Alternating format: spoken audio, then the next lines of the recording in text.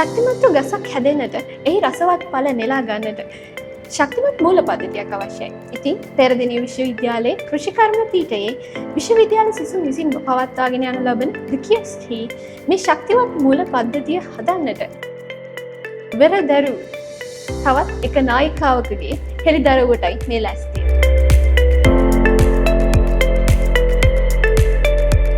Form marketing head ඔෂානි වර්ණපුරගේ එහෙමත් නැත්නම් ඔෂී අක්ක කියලා කිව්වොත් අපේ කියොස්ක් එකට ආගන්තුකයෙක් නන් නෙවෙයි. ඉතින් අද අපේ වැඩසටහනට අක්කව සාදරයෙන් පිළිගන්නවා. ඉතින් වැඩි විස්තර නැතුව අපි පොඩ්ඩක් අක්ක ගැන කියලාම පටන් ගමු. මම ඔෂානි වර්ණපුරගේ කෘෂිකර්ම පීඨයේ agricultural technology and management degree එක හදාරලා 2024 වර්ෂයේදී පාස් අවුට් වෙලා ඇනිමල් සයන්ස් ඩිපාර්ට්මන්ට් එකේ අවුරුද්දක කාලයක් ඇතුළත ඩෙමොන්ස්ට්‍රේටර් කෙනෙක් විදිහට වැඩ කරලා දැනට ඇනිමල් සයන්ස් ඩිපාර්ට්මන්ට් එකේම රිසර්ච් ඇසිස්ටන්ට් කෙනෙක් විදිහට වැඩ කරනවා. ඊට පස්සේ උසස් අධ්‍යාපන කටයුතු කරන්න බලාපොරොත්තු වෙමින් ඉන්නවා. The Kiosk කියලා කියන්නේ මුළු ලංකාවටම අලුත්ම කන්සෙප්ට් එකක්. ඉතින් අක්ක මේකට ජොයින් වෙන්න මොකක් හරි විශේෂ හේතුවක් තිබ්බද? Kiosk පටන් ගන්න අඩිතාලම දැම්මේ අපේ 3 වෙනි අවුරුද්ද එන්නකොට. එතකොට අපේ සමාජ මාධ්‍ය හරහා සංසරණය වුණා ෆ්ලයර් එකක් අපේ කෘෂිකර්ම පීඨය තුලදී ආපන ශාලාවක් නැත්නම් කමියුනිටි කිචන් එකක් වගේ අලුත් සංකල්පයක් ඇති කරන්න පටන් ගන්නවා කියලා. එතකොට අපිට ප්‍රොපෝසල් ඉදිරිපත් කරන්න අවස්ථාවක් ලබා දීලා තිබ්බා. ඒ කියන්නේ අපේ අදහස් ක්‍රියාත්මක කරන තැනක් විදියට අපිට ප්‍රොපෝසල් එකක් දෙන්න අවස්ථාවක් තිබ්බා. ඊට පස්සේ අපි ගොඩක් අය අපේ කෘෂිකර්ම පීඨය තුළ හිටපු අය ප්‍රොපෝසල් ඉදිරිපත් කරා. ඊට පස්සේ ඉන්ටර්විව් සීරීස් එකකින් හරහා අපි 19 දෙනෙක්ව තෝරගත්තා මේ කියොස්ක් සංකල්පය මේ විදියට අරගෙන එන්න. The Kiosk කියන්නේ ව්‍යාපාරයක්. ඉතින් ව්‍යාපාරයක් පටන් ගන්නකොටම එන පළවෙනි අභියෝගය තමයි මේක ජනතාව අතරට යවන එක. එහෙමත් නැත්නම් හොඳ ශක්තිමත් කස්ටමර් බේස් එකක් හදාගන්න එක. ඉතින් මං හිතන්නේ අක්කා මේ අභියෝගයට සාර්ථකව මුහුණ දුන්නා. අක්කට තව මොන වගේ අභියෝගද ආවේ මේ කියොස්කේ වැඩ කරනකොට?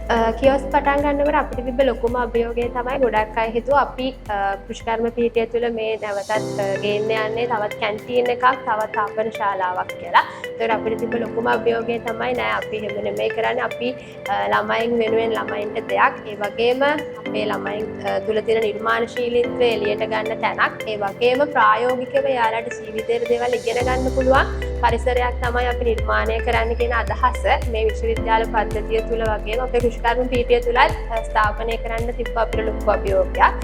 අපි ඇත්තටම කියොස්ක් එක පටන් ගත්තේ 19 දෙනෙක්ගෙන් යුක්ත ටීම් එකකින්. අපි පළවෙනියටම මතකයි මට ටීම් මීටින් එකක් ගත්තා. එතකොට අපි ඇවිල්ලා බැලුවා කියොස්ක් එක අපි කොතනද පටන් ගන්න යන්නේ කියලා. එතකොට නිකම්ම වහලා තිබුණ කිසිම දෙයක් තිබුණ නැති කාමරයක් තමයි තිබ්බේ. එතකොට ඒ තැන ඉඳලා සම්පූර්ණයෙන්ම ළමයින් විසින් පාලනය කරන කැපේ එකක් දක්වා ගේන්න අපේ ටීම් එක ගොඩක් මහන්සි වුණා.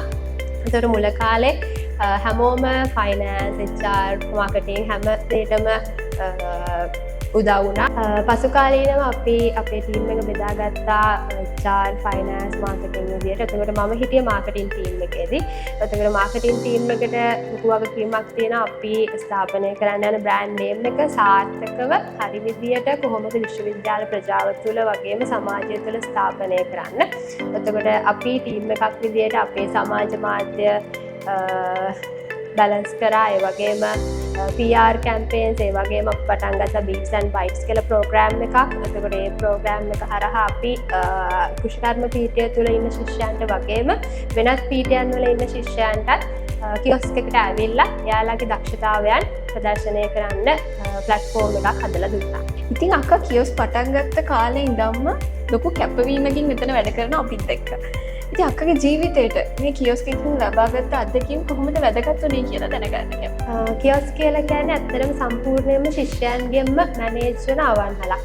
ඒකට අපි සම්පූර්ණයෙන්ම අපිට අදහසක් ලබා ගන්න පුළුවන් වෙනවා කොහොමද සම්පූර්ණයෙන්ම බිස්නස් එකක් රන් වෙන්නේ කියලා. හැම පැත්තම ඒ කියන්නේ මාකටිං, ෆයිනෑන්ස්, HR, ඒ වගේම ජෙනරල් මැනේජ්මන්ට් මේ හැම දෙයක් ගැනම අපිට සම්පූර්ණ අදහසක් ලබා ගන්න පුළුවන් වුණා කියොස්ක් එකත් එක්ක එකතු වෙලා වැඩ කරපු එක නිසා. ඒ වගේම අපිට එන අලුත් අදහස්. එතකොට ඒ කියන්නේ මාකටිං පැත්තේ හිටපු නිසා මම මාකටිං ටීම් එකේ හිටපු නිසා ගොඩක් අපිට දැන් අලුත් කෑමක් තියෙනවා නම් කොහොමද අපිට ඒ කෑම මේ විශ්වවිද්‍යාල පද්ධතිය තුළට දෙන්නේ. එතකොට ඒ වෙනුවෙන් කරන්න ඕන වෙනස්කම් මේ හැම දෙයක්ම වගේ ප්‍රායෝගිකව අපිට ගොඩක් ඉගෙන ගන්න පුළුවන් සෝතන්නක් තමයි මම හිතන්නේ මේ කියොස් හදලා දීලා තියෙන පරිසරය.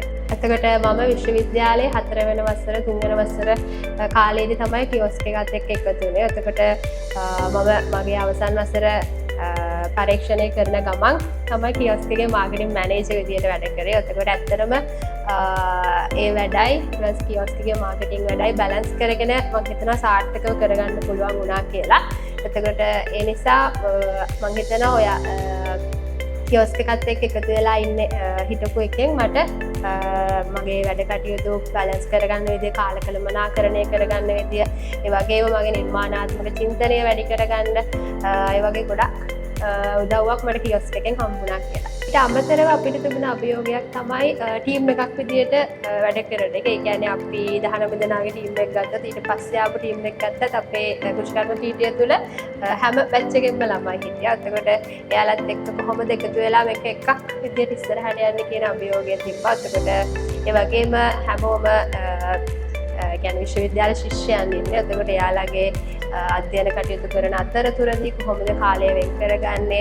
එතකොට ඒ වගේ අභියෝග තිබ්බා. එතකොට නමුත් මම හිතනවා හැමෝම එකතු වෙලා සාර්ථකව මේ හැම අභියෝගයක්ම ජයගත්තා කියලා. ඉතින් අවසාන වශයෙන් මම අක්කගෙන් අහන්න කැමතියි අපේ කියොස්ක් එකේ ඉන්න අපේ ජූනියර් නංගිලා මාලිලාට වගේම ජොයින් වෙන්න කැමැත්තෙන් ඉන්න නංගිලා මාලිලාට අක්කට උපදෙසක් වශයෙන් දෙන්න තියෙනවා. මම හිතන විදියට ඇත්තටම දැන් විශ්වවිද්‍යාලයට එන ශිෂ්‍යයෙක්ට එයාලගේ අවුරුදු 4 තුල අවදානමක් අරගෙන තමන්ට කැමති දේවල් මොනවද, තමන්ට කරන්න පුළුවන් දේවල් මොනවද කියලා try කරලා බලන්න පුළුවන් හොඳම කාලයක් තමයි මේ විශ්වවිද්‍යාල අධ්‍යාපනය හදාරන කාලය. ඊට පස්සේ දැන් අවසානයේදී ඩිග්‍රිය හම්බුනාට පස්සේ කෙනෙක්ට ඇකඩමික් පැත්තෙන් ඉස්සරහට යන්න පුළුවන්. ඒ වගේම කෝපරේට් ෆීල්ඩ් එකට සම්බන්ධ වෙලා ඉස්සරහට යන්න පුළුවන්. ඒතර කොහොම වුණත් අපි විශ්වවිද්‍යාල ශිෂ්‍යයෙක් වශයෙන් පාස් අවුට් වෙලා යනකොට අපි ළඟ තිබිය යුතු ස්කිල්ස් වගේක් තියෙනවා. ඒතකොට සොෆ්ට් ස්කිල්ස්, කමියුනිකේෂන් ස්කිල්ස් මේ වගේ දේවල් හැම විශ්වවිද්‍යාල ශිෂ්‍යයෙක්ම වර්ධනය කරගන්න ඕන දේවල්. එතකොට මම හිතනවා කියොස්ක් එකත් එක්ක සම්බන්ධ වෙලා හිටපු කාලය තුල අපි ව්‍යාපාරයක් සම්බන්ධයෙන් ඒ වගේම අපිට කස්ටමර්ස්ලා හම්බ වෙනවා කියොස්ක් එකේදී. එතකොට ඉවෙන්ට් මැනේජ් කරන්න හම්බ වෙනවා. අතර මේ වගේ දේවල් එක්ක අපේ ඒ වගේ ස්කිල්ස් හදාගන්න ලොකු ඉඩ කඩක් වෙන් වෙලා තියෙනවා කියොස්ක් එකෙන් කියලා. ඒක නිසා මම ඉතින් කියන්න කැමතියි අපේ නංගිලා මල්ලිලාට අලුත් දේවල් කරන්න කැමති කට්ටියට, ඒ වගේම අවදානමක් ගන්න කැමති කට්ටියට එයාලට එන්න පුළුවන් හොඳම තැනක් තමයි කුෂ්කර්ම පීඨයේ තියෙන කියොස්ක් අවන්හලේ ටීම් එකට එකතු වෙන්න පුළුවන්. ඉතින් අක්කා කාර්යබහුල වෙලා හිටියත් මගේ පුංචි ඉල්ලීමකින් අක්කා අද ආවා අපිත් එක්ක මෙතන වැඩසටහන කරන්න. ඉතින් අක්කට ගොඩාක් ස්තුතියි.